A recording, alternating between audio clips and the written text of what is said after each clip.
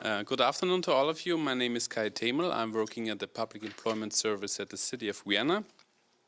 And today I would like to present to you the check of competences, which was a pilot project we started last August. These figures you saw in the morning, so I will skip them. It was obviously that in August last year, we had to think about a real new target group, of the refugees. And so we tried to figure out or to think about what could be the tailor-made active labor market measures for them, what would be the right solution. And the first thing we found out was that we don't know that much about this target group. We don't know what is their educational level, what are their practical qualifications, what are their language skills.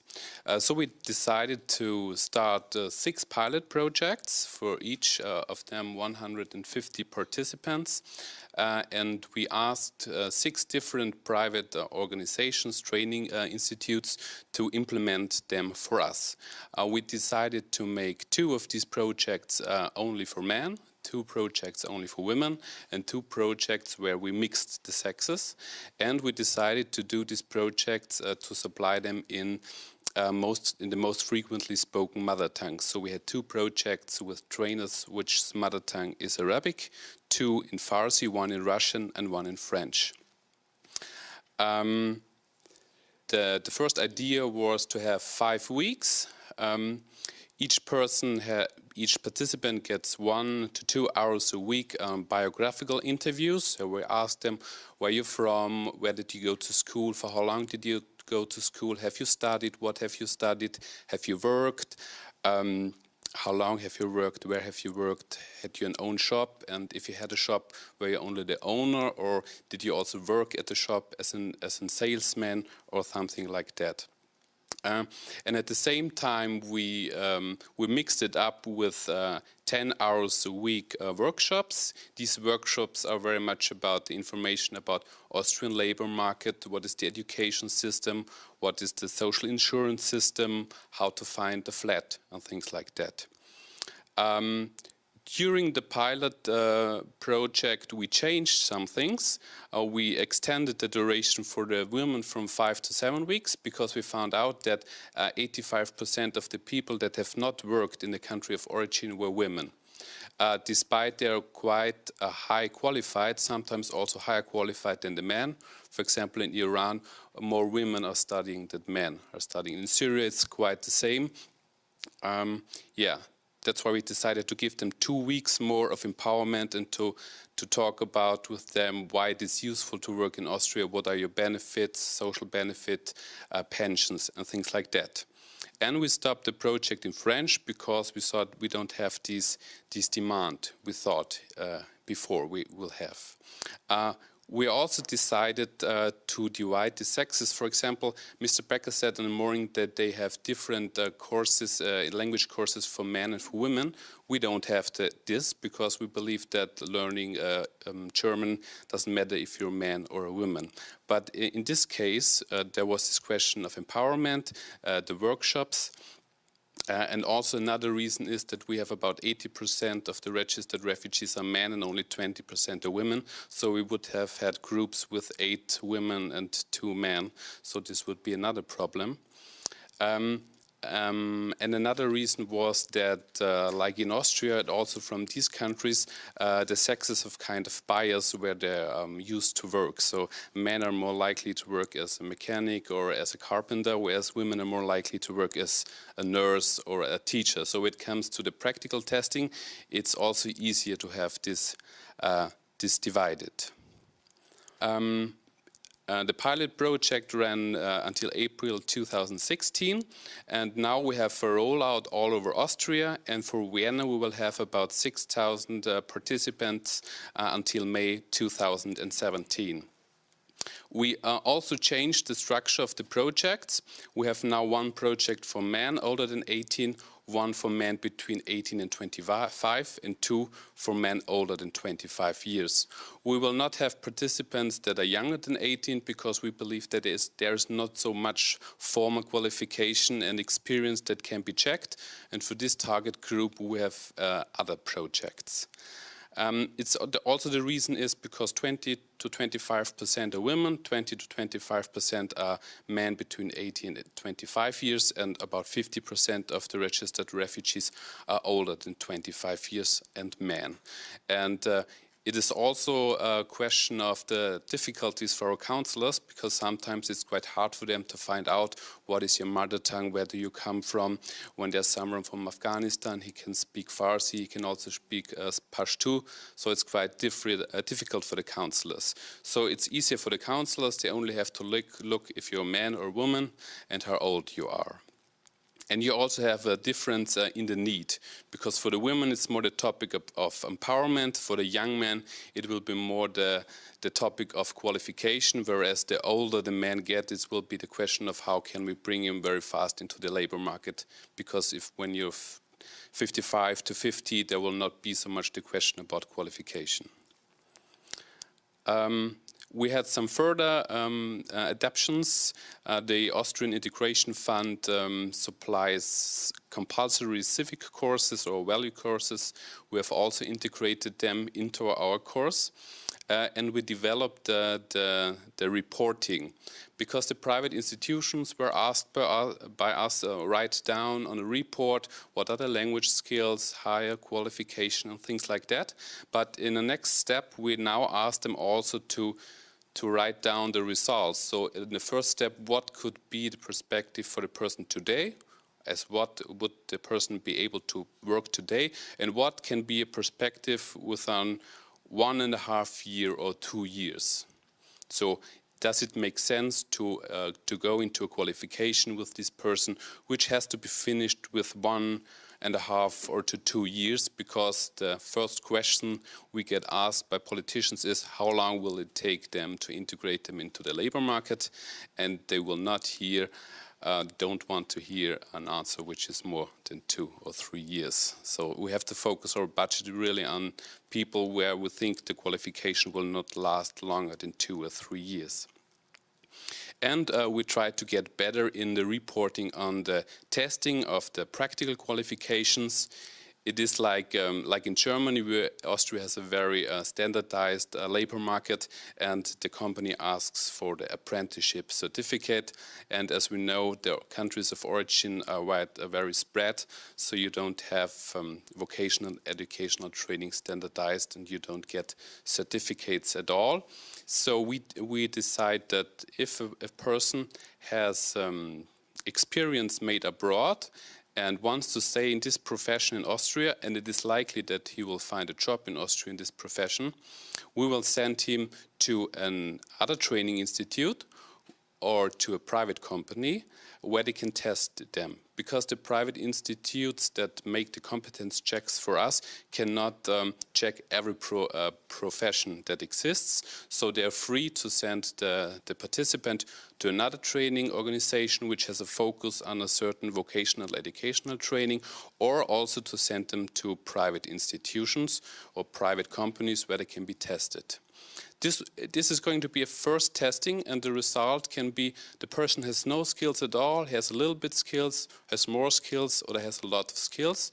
So this is a first mark for us to decide if we want to go a step further and to do more testing, or to decide, okay, you don't have skills at all, so perhaps we will not go one step further in this testing. So what are the methods and tools we use in this check of competences? As I said before, we have 5 to 6, with the women 7 to 8 hours in one-on-one setting, which is done in the most frequently spoken mother tongues. This is also because we want to start at a very early stage, so the persons have to speak at A1, a German level. that we can start very early, and we know that it's quite difficult to describe the educational system of another country in another language, so they will have a lot of mistakes. And now we have a lot of trainers, for example, that came from Syria themselves 20 years ago. They speak now very well German, but also Arabic, and they know our educational system and the Syrian educational system. So we will have a lot of less mistakes. But we also have seen in practice that a lot of the participants are very unhappy because they want to learn German and they don't understand why now they shall speak Arabic again. And it's also very much to tell these people that this check of competences is more useful for us as public employment service as for them. Because they often ask, I know what I know. And then we tell them, yes, but we also have to know that we can find a tailor-made solution for you. And then we also have the question of validation. So do you have a certificate, yes or no? Have you translated? Have you made your enigmatic validation? Or can we make a formal qualification? And after the check of competences, we also have guidance and support structures which help these people through this sometimes 2 to 3 lasting process. And we have the practical testing I described before. I will skip this. This is how we check this step by step. So we ask, are you alphabetized in your mother tongue? Yes or no? What are your language skills? Do you have other language skills? What are your German language skills? We have a short IT test, which is about 20 to 25 minutes, because we also supply ECDL courses as public employment service. And if you find out the person has no skills at all, it could be useful to make, for example, an ECDL course. And we also have what is the highest qualification, and have your certificate. So by the way, the higher the qualification is, the more the person is more likely to have the certificate with him or with her.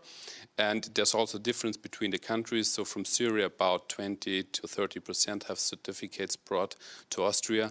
When it comes to Afghanistan, we are like about 10%. This is several reasons, because there are also some people from Afghanistan that lived in Iran for several years and now came to Austria.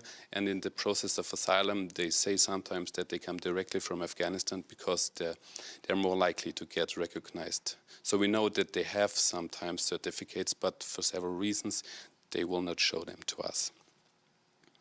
And we found out that it makes sense to have like certain meetings. So we invited, for example, all the doctors which are recognized refugees to our head office, and also invited the University of Vienna, which is responsible for the studies of medicine, and also invited huge hospitals. So we brought them all together, and so that they could discuss what would be the process of nostrification. So we will also do this for IT specialists and in other professions during the next year. The challenges, I will skip that. We had this in the morning. What are the challenges for the labor market? I think language skills should perhaps be number 1, because if you don't speak A1 to B2, you will not find a job at all. The second one is the assessment and validation. So we should find a way to validate and to recognize as much as possible.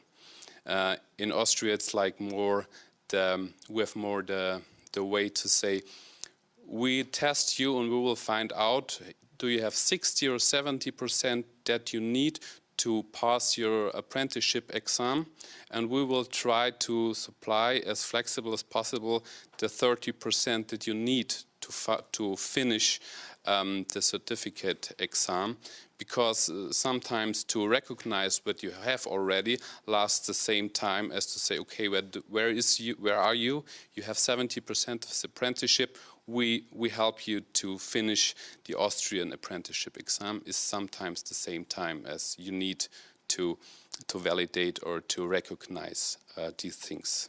Because in Austria, it's like in many countries, if you have a higher secondary certificate, you have to go to the Ministry of Education. If you have an academic degree, you have to go to university.